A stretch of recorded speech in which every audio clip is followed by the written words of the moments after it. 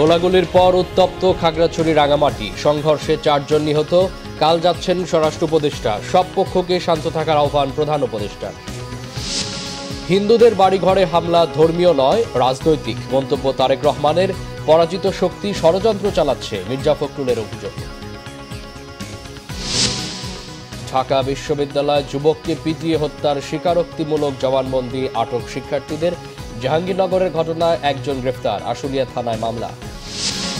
হুট করে নামাজের আগে হাজির হলেন 1.5 মাস ধরে আত্মগোপনে থাকা খতিব। বায়তুল মোকাররমে বিশৃঙ্খলা, দুপক্ষের মধ্যে সংঘর্ষ। দেখছিলেন ক্রাউন সিমেন্ট সংবাদ শিরোনাম, এবার বিস্তারিত। খাগড়াছড়ির দীঘিনালায় শিক্ষার্থীদের মিছিলে হামলা ও দুপক্ষের সংঘর্ষের জেরে বৃহস্পতিবার রাতভর জেলা সদরে গোলাগুলি হয়েছে। নিহত হয়েছেন 3 জন। রাঙামাটিতে সংঘর্ষে নিহত হয়েছেন 1 জন। 2 পার্বত্য জেলার পৌর এলাকায় জারি করা হয়েছে 144 ধারা। বৃহস্পতিবার সন্ধ্যার পর থেকে খাগড়াছড়ির বিভিন্ন জায়গায় সড়কে অবস্থান নেয় পাহাড়িরা। এ সময় ব্যাপক গোলাগুলির শব্দ পায় স্থানীয়রা। সহিংসতায় খাগড়াছড়ি সদরে 2 জন ও দীঘিনালায় 1 জন নিহত হয়। নিহতরা হল জোনাল চাকমা, রুবেল ত্রিপুরা ও ধনরঞ্জন চাকমা। আহত হন 13 জন। শুক্রবার দুপুরে দীঘিনালা বাজার পরিদর্শন করেন প্রশাসনের ঊর্ধ্বতন কর্মকর্তারা। হতাহতদের দেখতে খাগড়াছড়ি সদর হাসপাতালেও যান তারা। সংঘাত এড়াতে শহরে 144 ধারা জারি করেছে প্রশাসন। এদিকে এই ঘটনার জেরে সংঘর্ষ হয়েছে রাঙামাটিতেও। এতে নিহত হয়েছেন 1 জন, আহত হয়েছেন উভয় পক্ষের বেশ কয়েকজন। বেশ কয়েকটি গাড়ি ভাঙচুর ও দোকানপাটে আগুন দেওয়া হয়েছে। শহরে জারি করা হয়েছে 144 ধারা। পুলিশ ও সেনাবাহিনীর টহল জোরদার করা হয়েছে। অন্যদিকে খাগড়াছড়ির দীঘিনালায় সংঘর্ষের প্রতিবাদে বান্দরবানে বিক্ষোভ সমাবেশ করেছে সম্মিলিত আদিবাসী ছাত্র সমাজ। জেলা প্রেসক্লাব চত্বরে সমাবেশে বক্তারা হত্যাকারীদের দৃষ্টান্তমূলক শাস্তির দাবি জানান। বান্দরবানের দুর্গম সীমান্তবর্তী দোপানিছড়ায় সন্ত্রাসী আস্তানার সন্ধান পেয়েছে বিজিবি। উদ্ধার করা হয়েছে অস্ত্র, গোলা বারুদ, ড্রোন ও সিগন্যাল জ্যামার সহ অত্যাধুনিক প্রযুক্তির বিভিন্ন সরঞ্জাম। বিজিবি জানায়, গহীন জঙ্গলে একটি আস্তানা ঘিরে একদল পাহাড়ি সন্ত্রাসী তাদের সন্ত্রাসী কর্মকাণ্ড চালাচ্ছিল। অভিযানে ওই আস্তানা থেকে 2টি অটোমেটিক কার্বাইন অ্যাসল্ট রাইফেল, একটি সেমি অটোমেটিক অ্যাসল্ট রাইফেল, 3টি SBBL 21 রাউন্ড তাজা গুলি, একটি অত্যাধুনিক ড্রোন, একটি সিগন্যাল জ্যামার, একটি অডিও ভিডিও রেকর্ডার, একটি ভিডিও ক্যামেরা, একটি দূরবীন, 2টি ওয়াকি টকি, একটি ল্যাপটপ সহ বিভিন্ন সরঞ্জাম পাওয়া গেছে। এছাড়া অবজারভেশন পোস্ট, পরীক্ষা, অস্থায়ী অস্ত্রাগার, বিশ্রামাগার, কুক হাউজের সন্ধান পায় বিজিবি। ধ্বংস করা হয় সেগুলো, তবে এ ঘটনায় কাউকে আটক করতে পারেনি বিজিবি। খাগড়াছড়ি ও রাঙামাটি সহ 3 পার্বত্য জেলার সবাইকে শান্ত থাকার আহ্বান জানিয়েছেন প্রধান উপদেষ্টা ডক্টর মোহাম্মদ ইউনূস। সরকার ওই এলাকায় সৃষ্ট সমস্যা নিরসনে আন্তরিকভাবে কাজ করছে বলে জানান তিনি। এদিকে আগামীকাল খাগড়াছড়ি ও রাঙামাটি যাচ্ছেন স্বরাষ্ট্র উপদেষ্টার নেতৃত্বে সরকারের উচ্চ পর্যায়ের একটি প্রতিনিধি দল। বিকেলে প্রধান উপদেষ্টা প্রেস উইং থেকে পাঠানো এক বার্তায় ডক্টর ইউনূসের এই আহ্বানের কথা জানানো হয়েছে। এতে বলা হয়, 18 সেপ্টেম্বর একজনকে গণপিটুনি ও পরবর্তী সময়ে তার মৃত্যুর ঘটনাকে কেন্দ্র করে চলমান হামলা, আক্রমণ ও প্রাণহানির ঘটনায় সরকার গভীরভাবে দুঃখিত ও ব্যথিত। সহিংসতার সঙ্গে সম্পর্কিত সব ঘটনার সুষ্ঠু তদন্ত আর দায়ী ব্যক্তিদের বিচার নিশ্চিতে শিগগিরই একটি শক্তিশালী তদন্ত কমিটি গঠনের আশ্বাস দেন প্রধান উপদেষ্টা। আইন শৃঙ্খলা রক্ষাকারী সকল বাহিনীকে সর্বোচ্চ সংযম দেখানোর আহ্বান জানান তিনি। সেই সাথে কাউকে আইন নিজের হাতে তুলে না নেওয়া এবং ধ্বংসাত্মক কাজে লিপ্ত না হওয়ার নির্দেশ দেন সরকার প্রধান। আগামীকাল শনিবার স্বরাষ্ট্র উপদেষ্টার নেতৃত্বে সরকারের উচ্চ পর্যায়ের প্রতিনিধি দল খাগড়াছড়ি ও রাঙামাটি পরিদর্শনে যাবে বলে এই বার্তায় জানানো হয়েছে। বিএনপির ভারপ্রাপ্ত চেয়ারম্যান তারেক রহমান বলেছেন, বাংলাদেশে সাম্প্রদায়িক সহিংসতা বা দাঙ্গার কোনো পরিস্থিতি নেই এবং ভবিষ্যতেও পরিস্থিতি তৈরি হবে না। তিনি বলেন, সাম্প্রতিক সময়ে হিন্দু সম্প্রদায়ের কিছু বাড়িতে হামলার ঘটনায় ধর্মীয় উষিত নয়, রাজনৈতিক হীন স্বার্থে ঘটেছে। বিএনপির মহাসচিব বলেন, পার্বত্য অঞ্চলে নতুন করে যে ষড়যন্ত্র শুরু হয়েছে তা রুখে দিতে হবে। মিরাজ হোসেন গাজীর রিপোর্ট। জন্মাষ্টমী উপলক্ষে হিন্দু ধর্মাবলম্বীদের সাথে বিএনপির এই শুভেচ্ছা বিনিময় অনুষ্ঠান শুক্রবার বিকালে বিএনপি চেয়ারপারসনের গুলশান কার্যালয়ে দেশের বিভিন্ন অঞ্চল থেকে আসা অতিথিদের শুভেচ্ছা জানাতে ভার্চুয়ালি যুক্ত হন দলের ভারপ্রাপ্ত চেয়ারম্যান তারেক রহমান। হিন্দু ধর্মাবলম্বীদের প্রতিনিধিরা বলেন, বিগত সময়ে আওয়ামী লীগ সরকারের থেকে নানা প্রতিশ্রুতি দিলেও তাদের জন্য কাজ করেনি। বিএনপি ক্ষমতায় এলে সনাতন ধর্মাবলম্বীদের দাবিগুলো পূরণের আহ্বান জানান বক্তারা। জন্মাষ্টমীর শুভেচ্ছা জানানোর শুরুতেই বিএনপির ভারপ্রাপ্ত চেয়ারম্যান তারেক রহমান বলেন, দীর্ঘদিন পর এবার ভয়ভীতিহীন মুক্ত পরিবেশে এই আয়োজন করা সম্ভব হয়েছে। রামুর বৌদ্ধ মন্দির, ব্রাহ্মণবাড়িয়ার নাসিরনগর সহ আলোচিত কয়েকটি হামলার তদন্ত ও বিচার কেন হয়নি সেই প্রশ্ন তোলেন তারেক রহমান। আর সাম্প্রতিক সময়ে কয়েকটি ঘটনার পিছনে ধর্মীয় কারণ ছিল না বলে যুক্তি তুলে ধরেন বিএনপির ভারপ্রাপ্ত চেয়ারম্যান। আমি আরো মনে করি বাংলাদেশে কখনোই কোনো কালেই কিন্তু সাম্প্রতিক হামলা কিংবা সাম্প্রতিক দাঙ্গার মতন কোনো পরিস্থিতিই ছিল না, এবং আমি দৃঢ়ভাবে বিশ্বাস করি ইনশাল্লাহ ভবিষ্যতে এটি হবার কোনোই কারণ আমি দেখি না। আমি মনে করি কোনোই কারণ নেই, বরং আপনি কোন দু একটা ব্যতিক্রম ছাড়া বাংলাদেশে সংখ্যালঘু কেন্দ্রিক অধিকাংশ হামলার ঘটনা কিন্তু ধর্মীয় কারণে হয়নি। বরং আমরা যদি খুব খেয়াল করে দেখি এইসব ঘটনাগুলোকে তদন্ত করলে অধিকাংশ ঘটনাই আপনারা দেখবেন, আমরা সকলেই দেখতে পাবো অধিকাংশ হামলার ঘটনাই অবৈধ লোভ লাভের জন্য দুর্বলের উপরে সবলের হামলা, কিংবা এর নেপথ্যে রয়েছে অসৎ রাজনৈতিক উদ্দেশ্য চরিতার্থ করা। তারেক রহমান বলেন, দেশের সকল ধর্মের মানুষের অধিকার সমান। বলেন, এদেশে কে কোন ধর্মের সেটা বড় পরিচয় নয়, সবার পরিচয় বাংলাদেশী। বাংলাদেশের প্রতিটি নাগরিক সকল ক্ষেত্রে সমান অধিকার ভোগ করবে, এটাই বিএনপির নীতি, এটাই বিএনপির রাজনীতি। আমি বিশ্বাস করি আমাদের দল বিএনপি বিশ্বাস করে দল মত ধর্ম যার যার, রাষ্ট্র সবার, ধর্ম যার যার, নিরাপত্তা পাবার অধিকার সবার। আগামী মাসেই আপনাদের সবচেয়ে বড় ধর্মীয় উৎসব দুর্গাপূজা। এই উৎসব উপলক্ষে আমি আপনাদেরকে আগাম শুভেচ্ছা জানাই। ইনশাল্লাহ আপনারা প্রত্যেকে উৎসব উদযাপন করুন নির্ভয়ে, নিশ্চিন্তে, নিরাপদে। অনুষ্ঠানে বিএনপির মহাসচিব মির্জা ফখরুল ইসলাম আলমগীর বলেন, পরাজিত শক্তির দোসররা এখনো নানাভাবে ষড়যন্ত্রে লিপ্ত রয়েছে। এ বিষয়ে সবাইকে সতর্ক থাকার আহ্বান জানান বিএনপি মহাসচিব। আজকে চট্টগ্রামে একইভাবে ষড়যন্ত্র শুরু হয়েছে, এটাকেও কিন্তু আমাদেরকে অবশ্যই রুখে দেওয়া যাবে। আবারও পাশাপাশি দাঁড়িয়ে আমাদেরকে সেই স্বাধীনতাকে ভাগ করতে হবে। এখানে যারা চক্রান্ত করছে তাদেরকে আবারও পরাজিত করতে হবে, সকলে ঐক্যবদ্ধভাবে বন্ধুগণ। অন্য বছরগুলোর চেয়ে জন্মাষ্টমী উপলক্ষে বিএনপির এবারের আয়োজনে সনাতন ধর্মের বিভিন্ন সংগঠনের প্রতিনিধিদের অংশগ্রহণ ছিল চোখে পড়ার মতো। মিরাজ হোসেন গাজী, বাংলা ভিশন, ঢাকা। এদিকে অন্তর্বর্তী সরকারের পক্ষে সব সংস্কার সম্ভব নয়, এজন্য দরকার নির্বাচিত সরকার, বলেছেন বিএনপির স্থায়ী কমিটির সদস্য বেগম সেলিমা রহমান। স্থায়ী কমিটির আরেক সদস্য ডাক্তার এজেডএম জাহিদ হোসেন জানিয়েছেন, দেশের পূর্বাঞ্চলের বন্যার্তদের জন্য ২০ কোটি টাকার বেশি ত্রাণ ও নগদ টাকা সংগ্রহ করেছে বিএনপি। এসব টাকায় দুর্গত মানুষের মাঝে ত্রাণ সামগ্রী বিতরণের পাশাপাশি বন্যা পরবর্তী পুনর্বাসন কার্যক্রমে ব্যয় করবে দলটি। শুক্রবার সকালে নয়াপল্টনের কেন্দ্রীয় কার্যালয়ে ত্রাণ সংগ্রহ কমিটির আহ্বায়ক বিএনপির স্থায়ী কমিটির সদস্য ডাক্তার এজেড.এম জাহিদ হোসেন এসব তথ্য জানান। সেগুনবাগিচায় রিপোর্টার্স ইউনিটিতে এক আলোচনায় বিএনপির স্থায়ী কমিটির আরেক সদস্য বেগম সেলিমা রহমান বলেন, প্রয়োজনীয় সংস্কার করে দ্রুত নির্বাচনের ব্যবস্থা করা জরুরি। ভারতে বসে শেখ হাসিনা এখনও ষড়যন্ত্র করছে বলে অভিযোগ করেন তিনি। গ্রেফতার হওয়া আওয়ামী লীগ সরকারের এমপি মন্ত্রীদের জনসম্মুখে আনারও দাবি করেন সেলিমা রহমান। ঢাকা বিশ্ববিদ্যালয়ের ফজলুল হক হলে মোবাইল চোর সন্দেহে তোফাজ্জলকে পিটিয়ে হত্যার ঘটনায় অন্তত ৮ জনের সম্পৃক্ততা পেয়েছে তদন্ত কমিটি। এর মধ্যে তদন্ত প্রতিবেদন হাতে পেয়েছে বিশ্ববিদ্যালয় কর্তৃপক্ষ। এই নির্মম হত্যার দায় স্বীকার করে আদালতে জবানবন্দি দিয়েছে গ্রেফতার ৬ শিক্ষার্থী। ঢাকার chief metropolitan magistrate Saddam Hossain আসামিদের জবানবন্দি রেকর্ড করেন, পরে তাদেরকে কারাগারে রাখার নির্দেশ দেন। রিপোর্ট করছেন এস.এম. ফয়েজ। মানসিক ভারসাম্যহীন যুবক তোফাজ্জল হোসেনকে ঢাকা বিশ্ববিদ্যালয়ের ফজলুল হক হলে দফায় দফায় পেটানো হয়। হত্যার আগে তোফাজ্জলকে ভাত খেতে দেয় হলের কিছু শিক্ষার্থী। ট্যাম লাঠিসোঁটা দিয়ে বেধড়কভাবে তাকে মারপিট করা হয় এবং নির্মমভাবে তাকে জখম করা হয়। আমাদের সিনিয়র ব্যাচের যারা শিক্ষার্থীরা ছিল তারাও তাদেরকে কন্ট্রোল করতে পারতেছিল না, টিচাররাও তাকে কন্ট্রোল করতে পারতেছিল না। প্রক্টোরিয়াল টিম থেকে একটা মোবাইল কোর্ট আসছিল, তারাও এই বিষয়টা কন্ট্রোল করতে পারেনি। আমরা চাই না এরকম কোনো অরাজকতা তৈরি হোক, এটা আমরা অবশ্যই নেগেটিভলি দেখি। আমরা চাই এই ঘটনার সাথে যারা জড়িত ছিল তাদেরকে শাস্তির আওতায় আনা হোক, কিন্তু যারা এই ঘটনার সাথে জড়িত না, মানে নিরপরাধ কেউ যাতে শাস্তির মধ্যে না আসে। সিসিটিভির ফুটেজেও দেখা যায় নির্মমতার দৃশ্য।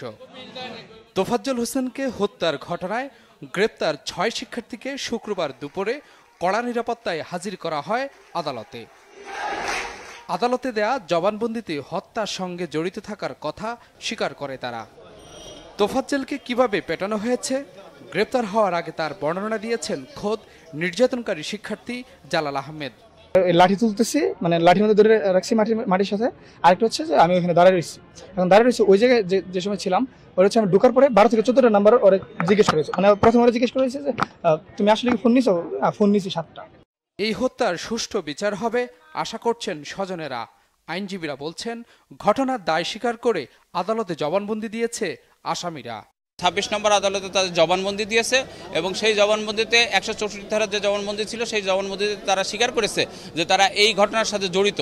দেখেন, এই বিশ্ববিদ্যালয়, ঢাকা বিশ্ববিদ্যালয় যেটা এশিয়ার সবচেয়ে নামকরা বিদ্যাপীঠ, সেখানকার ছাত্র তারা কিভাবে এরকম একটা নরকীয় হত্যাকাণ্ড একটা পাগলের উপরে এটা ঘটাইতে পারলো, সেটা আমরা ঠিক আমাদের বুদ্ধিতে আসে না। সিসিটিভির ফুটেজ দেখে বাকি আসামিদেরও ধরা হবে, কাউকেই ছাড় দেওয়া হবে না, এমন হুঁশিয়ারি দিয়েছে পুলিশ। এসএম ফয়েজ, বাংলা ভিশন, ঢাকা। এদিকে জাহাঙ্গীরনগর বিশ্ববিদ্যালয়ের ছাত্রলীগ নেতা শামীম মোল্লাকে পিটিয়ে হত্যার ঘটনায় একজনকে আটক করা হয়েছে। মামলা হয়েছে আশুলিয়া থানায়। ভোরে আশুলিয়া থানায় মামলাটি করেন বিশ্ববিদ্যালয়ের ডেপুটি রেজিস্ট্রার সুদীপ্ত শাহীন। এক সমন্বয়ক সহ সাময়িক বহিষ্কার হওয়া 8 শিক্ষার্থীর নাম উল্লেখ করে অজ্ঞাত আরও 20 থেকে 25 জনকে আসামি করা হয়েছে মামলায়। তাদের মধ্যে সকালেই হাবিবুর রহমান নামে একজনকে গ্রেফতার করা হয়েছে। বিষয়টি নিশ্চিত করেছেন থানার ইনচার্জ আবু বকর সিদ্দিক। তিনি জানান, জিজ্ঞাসাবাদের জন্য ধামরাই থেকে একজনকে হেফাজতে নেওয়া হয়েছে। আসামিদের ধরতে অভিযান চলছে।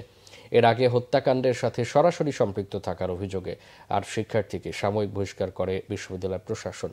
বুধবার সন্ধ্যায় ছাত্রলীগ নেতা শামীমকে পিটিয়ে হত্যা করা হয়। তিনি বিশ্ববিদ্যালয়ের 39তম ব্যাচের শিক্ষার্থী ছিলেন। শিক্ষার্থীদের আন্দোলনে বিরোধিতার অভিযোগ ছিল তার বিরুদ্ধে। মব জাস্টিসের নামে যে অপরাধ সংগঠিত হচ্ছে তার পেছনে দীর্ঘদিনের ক্ষোভ, নিপীড়ন আর বিচারহীনতার সংস্কৃতিকে দায়ী করছেন অপরাধ বিশেষজ্ঞরা। সেই সঙ্গে মানসিক বিকৃতিকেও এর একটি বড় কারণ বলছেন তারা। মব জাস্টিস প্রতিরোধে জনসচেতনতার উপর জোর দিয়েছেন অধ্যাপক শেখ হাফিজুর রহমান কার্জন। আর ডক্টর সাজ্জাদ সিদ্দিকী মনে করেন, সহমর্মিতা, সামাজিক অনুশাসনের পাশাপাশি এই মুহূর্তে দরকার সাংস্কৃতিক বিপ্লবের। বিস্তারিত জানাচ্ছেন জিয়া খান। আইন নিজ হাতে তুলে নিয়ে জাহাঙ্গীরনগর বিশ্ববিদ্যালয়ে পিটিয়ে হত্যা করা হয় সাবেক ছাত্রলীগ নেতা শামীম মোল্লাকে। একই দিনে ঢাকা বিশ্ববিদ্যালয়ে মোবাইল চোর সন্দেহে দফায় দফায় পিটিয়ে হত্যা করা হয় তোফাজ্জলকে। এসব ঘটনায় নিন্দার ঝড় বয়ে যাওয়ার পাশাপাশি বড় প্রশ্ন হয়ে দাঁড়িয়েছে মব জাস্টিস কথাটি। পরিসংখ্যান বলছে 2011 সাল থেকে 2018 পর্যন্ত গণপিটুনিতে হত্যা করা হয়েছিল 800 জনকে। এরপর গেল 6 বছরে গণপিটুনিতে হত্যা করা হয় 286 জন। এর মধ্যে 2024 সালে নির্বাচনের পর গত 7 মাসে গণপিটুনিতে হত্যা করা হয় 32 জনকে। এর মধ্যে শুধু রাজধানীতেই 16 জন। বিচার বহির্ভূত এসব হত্যাকাণ্ড কেন ঘটছে, এমন প্রশ্নের উত্তরে বিশেষজ্ঞরা বলেন, দীর্ঘদিন ধরে আমাদের এখানে পুলিশ যেভাবে কাজ করার কথা সেটা করেনি, আদালত ব্যবস্থাগুলো যেভাবে কাজ করার কথা সেটা করেনি। তার প্রেক্ষিতে এক ধরনের ক্ষোভ তৈরি হয়েছে, তার প্রেক্ষিতে এক ধরনের নৈরাজ্য তৈরি হয়েছে। কিন্তু তার মানে এই না যে আপনি একজন লোককে পিটিয়ে মেরেই ফেলবেন। মানসিক নিষ্ঠুরতা কিংবা বিকৃতি আছে। কারণ এটা কোনো ছাত্রদল, ছাত্রলীগ কিংবা ইন্টারনাল কোনো কোন্দলের বিষয় না। এটা একটা দেখা যায় যে অপেক্ষাকৃত কম শিক্ষিত, সামাজিকভাবে কম, যেটা আমরা বলি ক্লাসিস্ট, উচ্চবিত্ত, নিম্নবিত্ত, মধ্যবিত্ত, এই শ্রেণী সংগ্রামটাও কিন্তু এখানে উপস্থিত আছে। অর্থাৎ আজকে যদি দেখতেন যে টাই স্যুট পরা একজন ভদ্রলোক হলে গিয়ে ঢুকছে, তারপরে কোনো কিছু খুঁজছে, তখন তাকে এইভাবে এই ট্রিটমেন্ট দিত, আমার কাছে অন্ততপক্ষে মনে হয় না। মব জাস্টিস বন্ধে সচেতনতার উপর জোর দিয়েছেন আইন বিশেষজ্ঞ শেখ হাফিজুর রহমান। যে একটা মানুষের মানবিক হয়ে ওঠা, একটা মানুষের যে তার মধ্যে যে মূল্যবোধ গড়ে ওঠা, একটা মানুষের ভিতরে তার যে সহমর্মিতা গড়ে ওঠা, এটা কিন্তু একটা দীর্ঘমেয়াদী প্রক্রিয়া। এটা ছোটবেলা থেকে তার পরিবার, তার শিক্ষা, তার সংস্কৃতি, তার পারিপার্শ্বিক পরিমণ্ডল সব কিছু মিলে আস্তে আস্তে এই মূল্যবোধটা, মানবিক যে বিষয়টা, সেটা গড়ে ওঠে। বিচার বহির্ভূত হত্যা বন্ধে দীর্ঘমেয়াদী পরিকল্পনার কথা বলেন এই শিক্ষক। গদবাদা নামকা ওয়াস্তে এক ধরনের শিক্ষা ব্যবস্থা চালু রেখে মানুষকে এক ধরনের ভয়ঙ্কর রকমের হিংসা জিজ্ঞাসার দিকে ধাবিত করার যে রাজনৈতিক কাজে তাদের ব্যবহার করার প্রবণতা, এই স্পষ্ট ছিল। তো এই বিষয়গুলোকে আসলে একটা হলিস্টিক একটা অ্যাপ্রোচের মধ্যে নিয়ে আসতে হবে আমাদের। আদারওয়াইজ আমি যদি মনে করি যাকে দৃষ্টান্তমূলক শাস্তি দিলেই হয়তো আমাদের হয়ে যাবে, এটা হয়তো সাময়িক আপনার আমার একটা তৃপ্তি আসবে, সন্তুষ্টি আসবে যে হ্যাঁ আমি এই ক্ষেত্রে ন্যায় বিচার পেয়েছি, কিন্তু এই ঘটনাগুলো থামবে না যদি আপনি সাংস্কৃতিক বিপ্লব না আনেন। জনগণকে তাদের অধিকার এবং মব জাস্টিসের বিরুদ্ধে কথা বলা খুব জরুরি বলে অভিমত তাদের। টর্চার করা, খাওয়ানোর আগে টর্চার করা। জিয়া খান, বাংলা ভিশন, ঢাকা।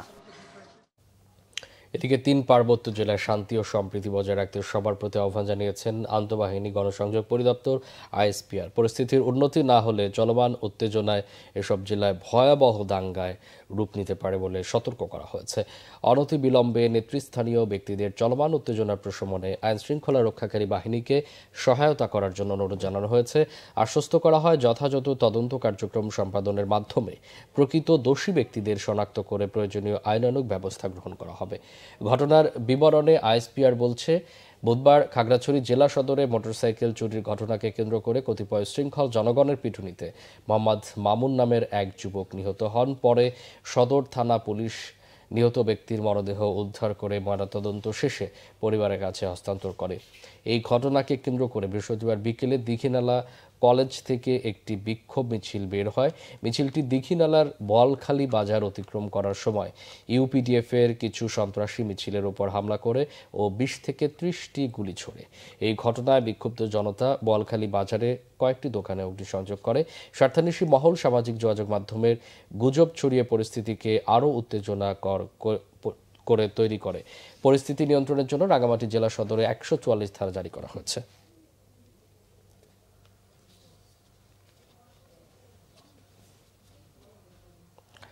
পাহাড়ে অস্থিরতায় উদ্বেগ জানিয়ে বিশিষ্টজনরা বলেছেন, এই ঘটনার সাথে যারাই জড়িত তাদের বিচারের আওতায় আনতে হবে। তারা বলছেন, এক দেশে 2 শাসন কখনোই চলতে পারে না। তাই অন্তর্বর্তী সরকারের উচিত হবে অবিলম্বে পার্বত্য চট্টগ্রাম থেকে সেনাবাহিনী প্রত্যাহার করা। রিপোর্ট সৈয়দ আব্দুল মুহিতের। বিভিন্ন দাবিতে শুক্রবার বিকেলে কেন্দ্রীয় শহীদ মিনারে সমাবেশ করে গণতান্ত্রিক অধিকার কমিটি। বক্তারা বলেন, সেনাবাহিনীকে ম্যাজিস্ট্রেসি ক্ষমতা দিয়ে পুলিশের বিকল্প তৈরি সম্ভব নয়। পাহাড়ি জনগোষ্ঠীর ওপর হামলার তীব্র নিন্দা জানানো হয় সমাবেশে।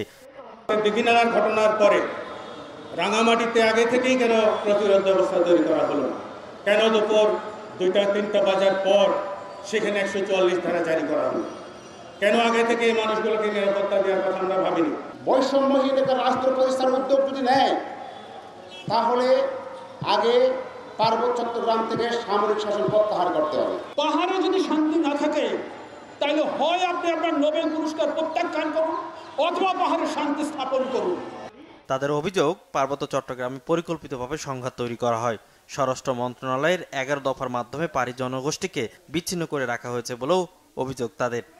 যদি বাঙালি উপরে আক্রমণ হয়, যারা আক্রমণ করেছে তাদের বিচার হবে, কিন্তু বাঙালি একজন নিহত হলে আদিবাসী, পাহাড়ি, অন্যান্য জাতির উপরে পাইকারিভাবে কি কারণে অগ্নিকাণ্ড হবে এবং তাদেরকে গুলি করে কেন হত্যা করা হবে? গণঅভ্যুত্থানের পরে সমতল গণতান্ত্রিক হবে আর পাহাড় সামরিক শাসন চলবে, এটা তো হতে পারে। ঢাকা বিশ্ববিদ্যালয় পিটিএ হত্যার ঘটনা কোনো দুর্ঘটনা নয়, ছাত্র রাজনীতি বন্ধের ষড়যন্ত্র বলেও মত বিশিষ্টজনদের। ফজলুল হক হলের হত্যাকাণ্ডকে মনে হয় না একটা দুর্ঘটনা মাত্র, মনে হচ্ছে এর পেছনে একটা ছক আছে। ছকটা এখানে যে তারপর পরই ঢাকা বিশ্ববিদ্যালয়ের সিন্ডিকেট থেকে ঘোষণা করা হলো যে বিশ্ববিদ্যালয়ে ছাত্র রাজনীতি, শিক্ষক রাজনীতি এবং কর্মচারীদের রাজনীতিও চলবে না। সৈয়দ আব্দুল মুহিত, বাংলা ভিশন, ঢাকা। জাতীয় মসজিদ বাইতুল মোকাররমের বর্তমান ও সাবেক খতিবের অনুসারীদের মারামারিতে আহত হয়েছেন বেশ কয়েকজন। জুমার নামাজের আগে এই ঘটনা সামলাতে জাতীয় মসজিদ এলাকায় মোতায়েন করতে হয়েছে পুলিশ, সেনাসহ আইনশৃঙ্খলা বাহিনীকে। বিস্তারিত ফরুক বাবু রিপোর্টে। জুমার নামাজের আগে শুরু হয় এই সংঘর্ষ। জাতীয় মসজিদ বাইতুল মোকাররমের ভেতরেই চলে মারামারি। বাইতুল মোকাররমের বর্তমান খতিব হাফেজ মাওলানা ডক্টর মুফতি ওয়ালিজুর রহমান খানের খুতবা বয়ান শুরু হলে তাকে থামাতে তেড়ে আসেন সাবেক পলাতক খতিব মাওলানা মুফতি রুহুল আমিনের অনুসারীরা। কেড়ে নেওয়া হয় তার মাইক্রোফোন। এ সময় তাদের প্রতিহত করেন মুসল্লিরা। দুপক্ষের হাতাহাতিতে আহত হন কয়েকজন। পরিস্থিতি নিয়ন্ত্রণে নিয়োজিত হয় পুলিশ ও সেনাবাহিনীর সদস্যরা। ছাত্র জনতার গণ অভ্যর্থনের পর পালিয়ে যাওয়া খতিব রুহুল আমিন হঠাৎ ফিরে এসে এ পরিস্থিতি ঘটান। SS5 দিয়ে সাধারণ মুসল্লিদেরকে পিটিয়েছে। তারা গোপালগঞ্জ থেকে এসেছে, আমরা শুনতে পারেছি। এখন আওয়ামী লীগের পেটুয়া ইমাম উনি তার ক্যাডার বাহিনী নিয়ে এসে মসজিদের খতিব সাহেবের উপর হামলা করে। মুসল্লিরা ওনাকে বলেছে আপনি খুতবা দিতে পারেন না, শহীদদের রক্তের দাগ এখনো শুকায়নি, সিদ্ধান্ত হবে তারপরে খুতবা দিবেন। উনি ওনার সাথের ছাত্ররা নির্দয়ভাবে ঢাকার মুসল্লিদেরকে পেটালো আজকে। জুমার নামাজের আগে থেকেই সাবেক খতিবের অনুসারীরা বাইতুল মোকাররমের ভেতরে জড়ো হতে থাকেন। নামাজ শুরু হওয়ার আগে 11টা বাজে তো নামাজ শুরু হয় না, ওরা ঢুকে গেছে মসজিদে। এরপরে সিরিয়ালে দেখছি মানে ব্যারিকেড দিয়ে দাঁড়ায় রয়েছে। আজকে অবাক হয়ে গেলাম, সাধারণ মুসল্লি আমরা যারা 5 ওয়াক্ত নামাজ এখানে পড়ি, আমাদেরকে ঢুকতে দিল না, আমাদেরকে মারধর করলো, অনেক ভাইকে মারলো, রক্তাক্ত করলো। প্রশাসন কি করে? গত 19 জুলাই থেকে সাবেক খতিব মাওলানা মুফতি রুহুল আমিন বাইতুল মোকাররমে নামাজ পড়ানো বন্ধ রাখেন। 5 আগস্টের বিপ্লবের পর তিনিও পালান।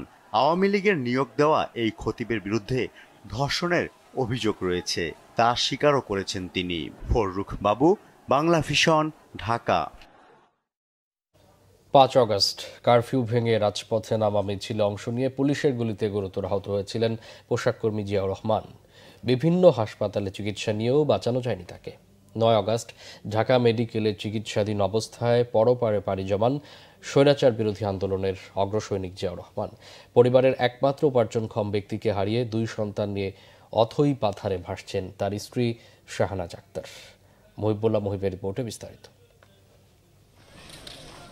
গাজীপুরের টঙ্গীতে আদর্শপাড়া মসজিদ এলাকায় পুরো পরিবার নিয়ে থাকতেন জিয়াউর রহমান। সভ্যতার কাছাকাছি থেকেও যে এলাকাটিতে থাকতেন জিয়া, সেখানে যেন যোগাযোগ নামক সভ্যতা এখনো পৌঁছায়নি। বেতনের সঙ্গে সঙ্গতি রেখে একজন পোশাক কর্মীর পক্ষে এর চেয়ে ভালো জায়গায় হয়তো ভাড়া বাসা নিয়ে থাকা কষ্টসাধ্য ব্যাপার। 45 বছর বয়সী জিয়াউর রহমান টঙ্গীর আশরাফ সেতু কমপ্লেক্স এলাকার পোশাক কারখানায় চাকরি করতেন। 5 আগস্ট উত্তরা আজমপুর এলাকায় গুলিবিদ্ধ হন তিনি। অবস্থা গুরুতর দেখে সেখান থেকে বিভিন্ন হাসপাতাল ঘুরে ঢাকা মেডিকেলের আইসিইউতে নেওয়া হয়। 9 আগস্ট পরপারে পাড়ি জমান পোশাক কর্মী জিয়া। এখন কিভাবে আপনার এই সংসার চলছে? এখন ওই যে আমার ভাই দেয়, মাইনসে দেয়, ওইভাবে আর কি চলে কোনো রকম। বাচ্চা দুইটার তো আব্বুর অনেক আশা ছিল যে ওকে ডাক্তার বানাবে আর ওকে ভালো একটা ভালো মতো পড়াশোনা করাইয়া ওই চাকরি নেবে। তো এখন তো এগুলো আর হবে না। এখন যে কি করব বাড়িতে যাইয়া জানি না। মানে বাড়িতে যদি কেউ সহযোগিতা করে পড়াশোনার দিক দিয়ে তাহলে তো করবে। আর আমিও যে একটা ঢাকায় থাইকা চাকরি করবো আমিও পারবো না, কারণ আমি অসুস্থ। বাবা আমাকে অনেক আদর করতো। শনিবারে ঘুরতে গেলাম, আইসক্রিম কিনতো, আমরা সাথে অনেক গল্প করতাম। রাতে আমাকে পড়াতো, পরে আমরা সাথে যাই লুডো খেলতাম। আমি যে পড়তে যেতাম আমার ম্যাডামের কাছে, তখন ভাই আর আব্বু লুডো খেলবো। বাবাকে ছাড়া আমাদের মানে আমরা ভালো মতন চলতে পারতেছি না, খাবার দাবারের কষ্ট হয় এবং বাবা আমাদের থাকা গেলে আমাদের অনেক আদর করতো। পরিবারের একমাত্র উপার্জনক্ষম ব্যক্তিটিকে হারানোর পর বাসা ভাড়া 2 মাসের বকেয়া পড়েছে। 9ম শ্রেণী পড়ুয়া ছেলে তানজিলুর রহমান শারাফ আর 2য় শ্রেণী পড়ুয়া মেয়ে জাফনা আক্তারের স্কুলের বেতন দেয়া বন্ধ। শহর ছেড়ে এই পরিবারটি যে গ্রামে ফিরবে সেই পথ নেই, কারণ পোশাক কারখানার স্বল্প বেতনে সংসার সামলে গ্রামে কিনতে পারেনি কোনো ঘর। জিয়াউর রহমানকে হারিয়ে 2 সন্তান নিয়ে এখন অথই সাগরে ভাসছেন শাহনাজ আক্তার। আমাদের কাছে এখন 2 মাসের ঘর ভাড়া পাবে বাড়িওয়ালা। এখন এই 2 মাসের ঘর ভাড়া আমাদের দিয়ে 1 তারিখে চলে যেতে হবে। একবারে গ্রামে চলে যাব। যেই বেতন আয় করতো ওইটা দিয়ে আমরা চলতাম। এখন তো আমাদের আয় করার কেউই নাই। গ্রামের বাড়ি দিনাজপুরের বিরল উপজেলার মুন্সিপাড়া গ্রামে চিরনিদ্রায় শায়িত হন স্বৈরাচার পতন আন্দোলনের এই অগ্রজ সৈনিক। মুহিবুল্লাহ মুহিব, বাংলা ভিশন, টঙ্গী, গাজীপুর। তথ্য সম্প্রচার উপদেষ্টা নাহিদ ইসলাম বলেছেন, ফ্যাসিস্ট যেই হোক না কেন তাদের বিচার বাংলার মাটিতেই হবে। আইন নিজের হাতে তুলে না নেওয়ার আহ্বান জানিয়েছেন তিনি। দুপুরে লক্ষ্মীপুরে বন্যায় ক্ষতিগ্রস্ত এলাকায় পরিদর্শনের পর ত্রাণ বিতরণ শেষে সাংবাদিকদের তিনি এসব কথা বলেন। এ সময় নাহিদ ইসলাম আরও বলেন, আইনশৃঙ্খলা নিয়ন্ত্রণে সেনাবাহিনীকে বিচারিক ক্ষমতা দেওয়া হয়েছে। ধীরে ধীরে সুষ্ঠু পরিবেশ ফিরে আসছে। রাষ্ট্র সংস্কারে গঠিত ৬ কমিশন অক্টোবর মাস থেকে কার্যক্রম শুরু করবে বলেও জানান তথ্য উপদেষ্টা। ফ্যাসিস্টদের বিচার এই বাংলার মাটিতে হবে, সে যেই হোক না কেন। আমরা আইনশৃঙ্খলার পরিবেশ ধীরে ধীরে কিন্তু ফিরে আসছে এবং সেনাবাহিনীকে ম্যাজিস্ট্রেসি ক্ষমতা দেওয়া হয়েছে যাতে এই কার্যক্রমগুলো দ্রুত হয় এবং সারা দেশে যে মামলাগুলো রয়েছে অনেকগুলো মামলাই আসলে আবার গ্রহণযোগ্য নয়। আমরা সেক্ষেত্রে আহ্বান জানিয়েছি যে সুনির্দিষ্ট অভিযোগের ভিত্তিতে যাতে মামলাগুলো করা হয় এবং সেই মামলার ভিত্তিতে যাতে পুলিশ এবং প্রশাসন দ্রুত ব্যবস্থা নেয় এবং তাদেরকে গ্রেফতার করা হয়। প্রবাসী সাংবাদিক মুশফিক ফজল আনসারী বলেছেন, ছাত্র জনতার গণঅভ্যুত্থানে যারা আহত হয়েছে তাদের সর্বোচ্চ আন্তরিকতার সাথে চিকিৎসা দেওয়া উচিত। বিকেলে পঙ্গু হাসপাতালে যুক্তরাষ্ট্রভিত্তিক একটি অলাভজনক প্রতিষ্ঠানের পক্ষ থেকে অভ্যুত্থানে আহতদের দেখতে যান তিনি। এ সময় মুশফিক ফজল আনসারী এবং সেই অলাভজনক সংস্থার বেশ কয়েকজন কর্মকর্তা পঙ্গু হাসপাতালে ভর্তি আহতদের খোঁজ খবর নেন, তাদের সাথে কথা বলেন। এ সময় তারা নিহতদের প্রতি সমবেদনা এবং আহতদের প্রতি কৃতজ্ঞতা জানান। আহতদের জন্য সামান্য উপহার হিসেবে কিছু আর্থিক সহায়তা দেন। কয়েকজন আহতের দায়িত্ব নেওয়ার কথা জানান যুক্তরাষ্ট্রভিত্তিক চ্যারিটি প্রতিষ্ঠানের পক্ষ থেকে। আহতদের উন্নত চিকিৎসার জন্য সরকারের পাশাপাশি সামর্থ্যবান প্রবাসীদের প্রতি আহ্বান জানান মুশফিক ফজল আনসারী। আমরা জানি আমাদের চিকিৎসা ব্যবস্থার সীমাবদ্ধতা আছে, আমাদের ম্যানেজমেন্টের সীমাবদ্ধতা আছে, আমাদের সার্ভিসের সীমাবদ্ধতা আছে। তো তারা সরকারি উদ্যোগে যদি, কারণ এরাই তো রিয়েল হিরো, তাদের কারণেই আমরা আজকে মুক্ত বাতাস সে নিঃশ্বাস নিতে পারছি বা আজকে একটি সরকার প্রতিষ্ঠিত হয়েছে। তো যারা সরকারে আছেন যাতে টপ প্রায়োরিটিতে যাতে এটা থাকে এবং তাদেরকে আমি আজকে দাবি করব তাদেরকে যাতে সরকারি খরচে যে পঙ্গুত্ব হারি পুরো পাটি কেটে ফেলেছে, হয়তো তার একটু ভালো চিকিৎসা হলে, উন্নত চিকিৎসা হলে সেটি সম্ভব। তো আমি তাদেরকে অনুরোধ করবো, এখানে তো বটেই আমি অনেক কমপ্লেইনও শুনেছি যে সরকারি হাসপাতালে নাকি ইনজেকশনের দাম দিতে হয়েছে তাদেরকে। তো এটি বাংলাদেশে অন্তত এটি আমরা চাই না। আমরা মনে করি যে তাদেরকে উন্নত চিকিৎসার জন্য যাদের সম্ভব তাদেরকে বাইরে প্রেরণ করা উচিত। যুবদলের কেন্দ্রীয় সাধারণ সম্পাদক নুরুল ইসলাম নয়ন বলেছেন, বিএনপি মানুষের জানমালের নিরাপত্তা দেওয়ার জন্য রাজনীতি করে। পটুয়াখালী যুবদলের নির্যাতনের শিকার ফিরোজ আশরাফ এর বাড়িতে তাদের খোঁজ খবর নিতে গিয়ে তিনি এসব কথা বলেন। পৌর শহরের স্বাধীনতা সড়কে ভুক্তভোগী পরিবারের খোঁজ খবর নেন তিনি। এ সময় আবেগ আপ্লুত হয়ে পড়েন ফিরোজ আশরাফের মা শেফালি বেগম। ছেলের উপর নির্যাতনের বিচার দাবি করেন তিনি। যুবদলের সাধারণ সম্পাদক জানান, হামলা ও ভাঙচুরে জড়িতদের বিন্দু পরিমাণ ছাড় না দেওয়ার হুঁশিয়ারি দিয়েছেন বিএনপির ভারপ্রাপ্ত চেয়ারম্যান তারেক রহমান। দলীয় শৃঙ্খলা পরিপন্থী কর্মকাণ্ডে জড়িত থাকার ঘটনায় জেলা যুবদলের 3 নেতাকে বহিষ্কার করা হয়েছে। ভুক্তভোগী পরিবারের সাথে কথা বলে বের হওয়ার পর নুরুল ইসলাম নয়নের গাড়ি আটকে দেয় বহিষ্কৃত নেতাদের স্বজনরা। আজ থেকে সপ্তাহে 7 দিনই চলবে মেট্রো রেল। এই প্রথমবারের মতো শুক্রবারও চলল এই নগর পরিবহন। বিকেলে 3:30টায় উত্তর স্টেশন থেকে প্রথম যাত্রা শুরু করে। সেই সাথে দীর্ঘ 2 মাস বন্ধ থাকার পর সংস্কার শেষ হওয়ায় কাজীপাড়া মেট্রো রেল স্টেশনটিরও কার্যক্রম চালু হলো। বিস্তারিত কালমান শফির প্রতিবেদনে। বৈষম্য বিরোধী আন্দোলনের সময় ক্ষতিগ্রস্ত কাজীপাড়া আর মিরপুর 10 স্টেশন চালু হতে সময় লাগবে 1 বছর, খরচ হবে কয়েকশো কোটি টাকা, এমনটাই জানিয়েছিল সে সময়ের সরকার প্রধান শেখ হাসিনা। মেট্রো রেলের চলাচল শুরু হয়েছে আগেই। শুক্রবার থেকে চালু হলো বন্ধ হওয়া 2 স্টেশনের একটি কাজীপাড়া। এটি সংস্কারে খরচ হয়েছে মাত্র 20,50,000 টাকা। বিকেল 3:30টার কিছু পর সর্বসাধারণের জন্য খুলে দেওয়া হয় স্টেশনটি। সাপ্তাহিক ছুটির দিন শুক্রবারও মেট্রো চলাচলের দাবি ছিল বহুদিনের, অবশেষে পূরণ হলো সে দাবি। সাপ্তাহিক ছুটির প্রথম দিনটিতে বিকেল 3:30 থেকে রাত 9টা পর্যন্ত উত্তরা থেকে মতিঝিল রুটে চলবে মেট্রো রেল, আর মতিঝিল থেকে উত্তরা পর্যন্ত চলবে বিকেল 3:50 থেকে রাত 9:40 পর্যন্ত। সাপ্তাহিক ছুটির দিনেও মেট্রো রেল চালু করায় খুশি সাধারণ যাত্রীরা। স্টেশনটা চালু হইতে অনেক টাইম লাগবে এবং ব্যয়ও অনেক হবে, কিন্তু দেখা যাচ্ছে বর্তমান যে সরকার অন্তর্বর্তী সরকার গঠন করছে তারা খুব তাড়াতাড়ি এই কাজটা আন্তরিকতার সাথে করছে এবং টাকাটাও অনেক কম খরচ হয়েছে। বন্ধ হওয়ার কারণে আমরা অনেক সমস্যায় পড়েছি, আর এখন চালু হওয়ার কারণে অনেক হ্যাপি হচ্ছি। যারা কাজীপাড়া ছিলাম তারা উল্টা গিয়ে শেওড়াপাড়া থেকে বিভিন্ন জায়গায় মেট্রোতে আসা যাওয়া করতে আমাদের জন্য অনেক ভোগান্তি হয়েছে। এটা মেট্রো রেল চালু হয়েছে শুক্রবার থেকে, তো আমরা ফ্যামিলি নিয়ে আসলে দেখা যাচ্ছে ফ্যামিলি নিয়ে ঘুরতে যেতে পারছি, আমাদের জন্য সাশ্রয় হচ্ছে বা আমরা একটু দ্রুত যেতে পারছি। শুক্রবার একটি ঘোরার দিন, এই সময় আমরা টিএসসি বা শাহবাগ বিভিন্ন জায়গায় ঘুরতে যাই, তো সেই হিসেবে ভালোই লাগছে। কাজীপাড়া আমাদের রিলেটিভের বাসা ছিল, এখানে মেট্রো রেল চালু হওয়াতে আমাদের অনেক সুবিধা হয়েছে। এদিকে শিগগিরই মিরপুর 10 নম্বর স্টেশন চালুর আশাবাদ জানালেন মেট্রো রেলের ব্যবস্থাপনা পরিচালক আব্দুর রউফ। মেট্রো রেলের যে বাংলাদেশের অভিযাত্রা সপ্তাহে 7 দিনই চলবে। এখন মিরপুরের জন্য একটা হাই পাওয়ার টিম করা হয়েছে আমাদের মন্ত্রণালয়ের অধীনস্থ। এই টিম এখন প্রত্যেকটা জিনিস কারিগরি লোকজন সেখানে আইটেম ওয়াইজ চেক করছেন। আমাদের যত দ্রুত সম্ভব এই যদি ওপেন করা যায় উইথ ফুল সিকিউরিটি। মেট্রো রেলের চলাচল নির্বিঘ্ন রাখতে যাত্রীদের সচেতনতা ও সহায়তা চেয়েছে কর্তৃপক্ষ। গেলমান শফি, বাংলা ভিশন, ঢাকা। সরকারের বেঁধে দেওয়া দামেও মিলছে না ডিম মুরগি। গত 15 সেপ্টেম্বর খুচরা পর্যায়ে প্রতিটি ডিমের দর 11 টাকা 87 পয়সা নির্ধারণ করে দেয় প্রাণী সম্পদ অধিদপ্তর।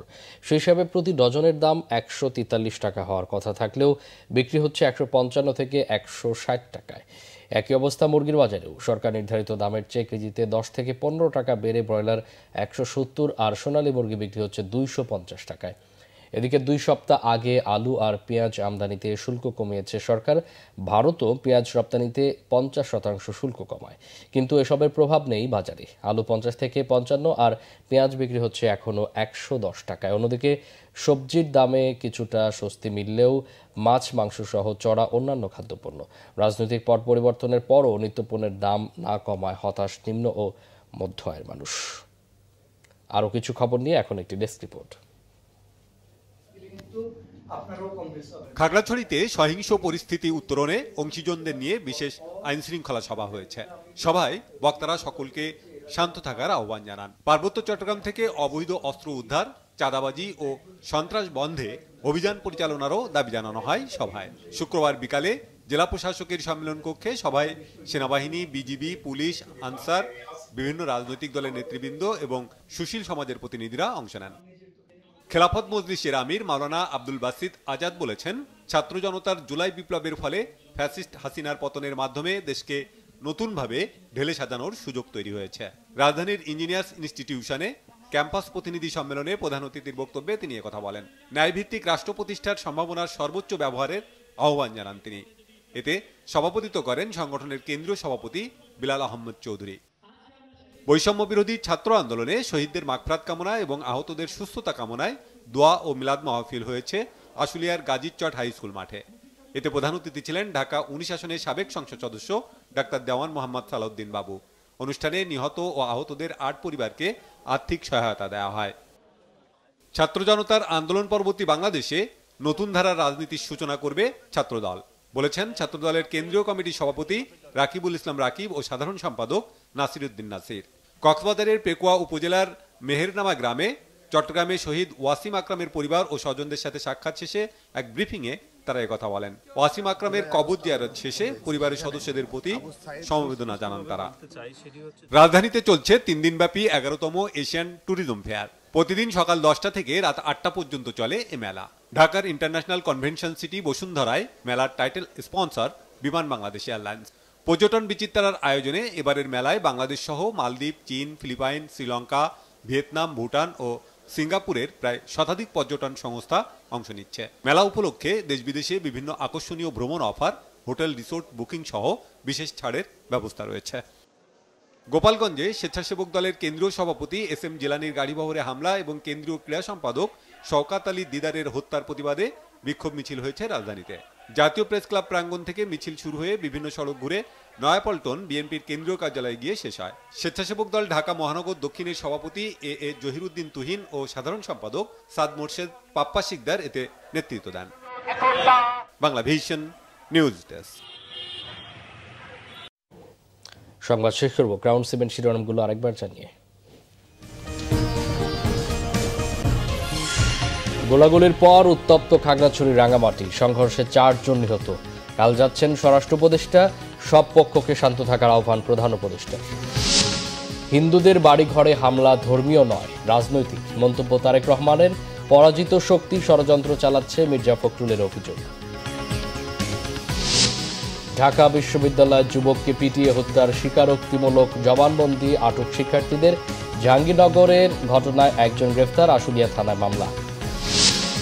হুট করে নামাজের আগে হাজির হলেন 1.5 মাস ধরে আত্মগোপনে থাকা খতিব। বায়তুল মোকাররমে বিশৃঙ্খলা, দুপক্ষের মধ্যে সংঘর্ষ। এই ছিল এখনকার মতো। পরে সংবাদ রাত 1টায় দেখার আমন্ত্রণ রইল। এছাড়া বাংলা ভিশন সংবাদ ও সংবাদ সংশ্লিষ্ট অনুষ্ঠান দেখতে ভিজিট করুন www.bvnews24.com ও facebook.com/banglavisionnews এবং সাবস্ক্রাইব করুন youtube.com/banglavisionnews। এতক্ষণ সাথে থাকায় অসংখ্য ধন্যবাদ।